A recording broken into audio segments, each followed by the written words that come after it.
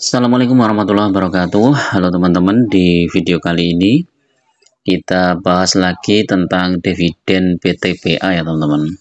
Ini khususnya bagi teman-teman yang ingin hidup dari dividen, kira-kira diperlukan dana berapa ya apabila kita taruh dana kita di PTPA. Ini ada pertanyaan dari salah satu subscriber ya. Kalau ingin mendapatkan dividen sejumlah 120 juta dengan jangka waktu 6 tahun, kira-kira modal yang diperlukan berapa? Atau tiap bulan tuh harus membeli saham PTPA berapa lot? Nah, ini menarik ya. Nanti coba kita hitung. Sebelum itu disclaimer dulu teman-teman. Jadi ini hanya semacam ilustrasi ya, untuk kebenarannya memang belum bisa kita pastikan ya, karena kan kita tidak tahu pasti berapa jumlah dividen PTPA berikutnya. Jadi kita hanya bisa melihat historinya, kemudian kita prediksikan ya, perkiraan bahwa saham PTPA historinya seperti ini, sehingga dengan perkiraan seperti itu dividen yang didapatkan adalah sekian. Terus kemudian juga dengan harga PTPA. Harga PTPA sekarang ini kan 2.920. Apakah harga PTPA ke depan itu naik atau turun, kita juga nggak bisa memprediksikan ya.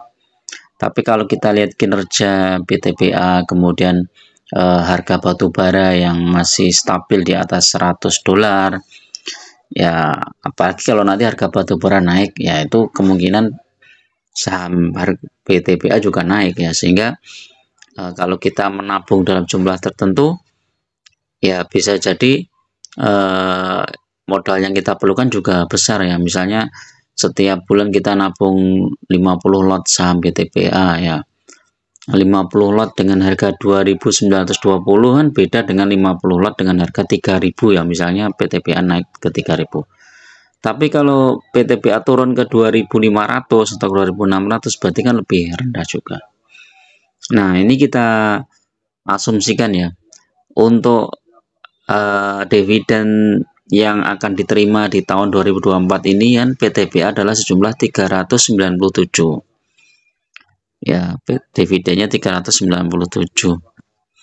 Nah, jadi kalau kita mau dapat dividen 120 juta, nih teman-teman, dibagi 397 dibagi 100. Nah, kita perlu 3.022 lot saham PTPA ya.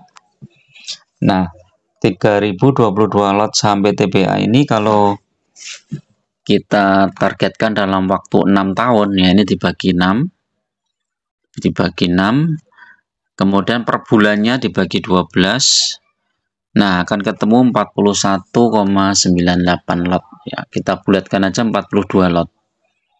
Jadi setiap bulan kita perlu menabung saham PTPA sejumlah 42 lot ini, atau berapa ini coba.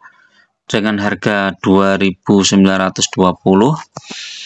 maka kita perlu menyisihkan dana kita tiap bulan itu 12.264.000. Dengan catatan harga saham PTPA 2.920. Tapi kalau saham PTPA naik ya berarti kita perlu dana tambahan. Kemudian kalau turun ya berarti perlu dana ini ada lebih ya.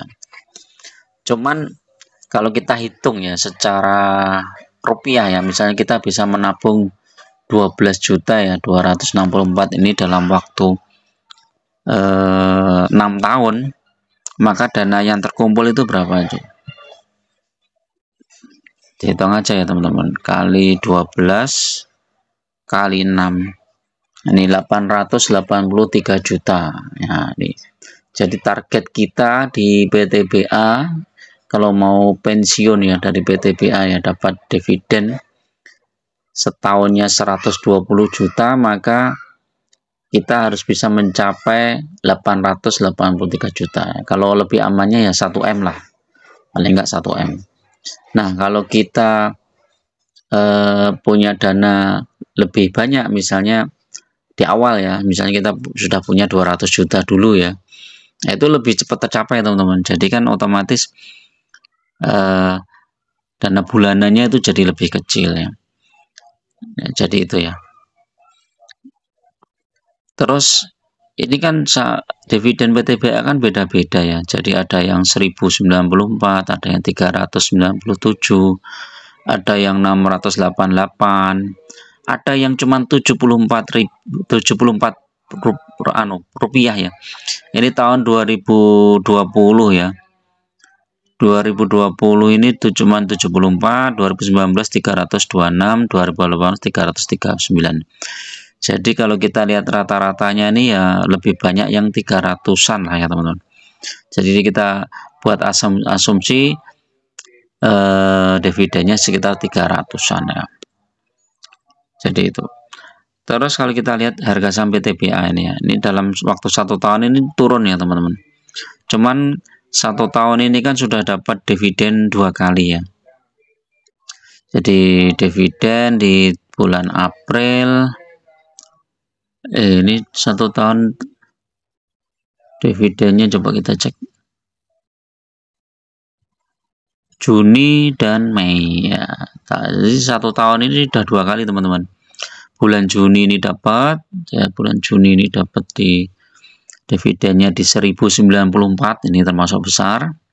Cuman ini kan kalau kita ambil atau kita mau dapat dividen yang 1094 ini kan berarti belinya sebelum pembagian dividen, dan itu harga saham PTBA masih sekitar antara 4.000 sampai 3.500-an lah ya. Jadi butuh dana yang cukup besar. Nah, ini belum memperhitungkan kalau kita ini dividennya nggak diambil teman-teman. Jadi selama 6 tahun itu kan dividennya nggak diambil, dibelikan lagi sahamnya. Nah ini lebih cepat lagi tercapai. Jadi misalnya nanti dapat dividen PTBA itu nanti akan cair tanggal 7 Juni ya. Nah kalau kita dapat dividen tanggal 7 Juni ini, kita belikan lagi saham PTBA di harga bawah, dengan asumsi nanti setelah pembagian dividen ini kan biasanya sahamnya turun ya, minimal turunnya sejumlah dividennya. Jadi kalau misalnya ini turun 2920 dikurangi 397 ya, ini di sekitar 2.500 ya. Nanti dapat dividen, kita belikan lagi sahamnya di sekitar 2.500 itu kalau turun. Tapi kalau tiba-tiba ternyata harga batubara naik tinggi ya setelah kumdit, bisa jadi turunnya cuma saat teman-teman, besoknya sudah naik lagi. Kita lihat trennya saja nih. Nah PTBA ini biasanya turun kemudian naik ya, beberapa hari sudah naik. Kita cek di Mirai.